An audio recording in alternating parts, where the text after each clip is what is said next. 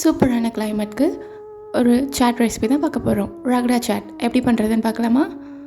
8 மணி நேரம் ஊற வச்சிருந்த வெள்ளை பட்டாணி கூட ஒரு உருளைக்கிழங்கு, 1 டீஸ்பூன் மஞ்சள் தூள், தேவைக்கேற்ப உப்பு, 5 விசில் விட்டு எடுத்து லைட்டாக மேஷ் பண்ணி தனியாக எடுத்து வச்சுக்கலாம்.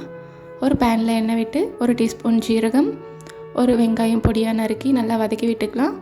1/2 க்ரீன் சில்லி பொடியாக நறுக்கி வதக்கி எடுத்துக்கலாம். 1 டீஸ்பூன் இஞ்சி பூண்டு விழுது, ஒரு தக்காளி நல்லா வதங்கின உடனே 1 teaspoon red chilli powder, 1 teaspoon மல்லித்தூள், 1 டீஸ்பூன் ஜீரகத்தூள், நம்ம மேஷ் பண்ணி வச்சுருந்த பட்டாணியுமே அது கூட ஆட் பண்ணிக்கலாம்.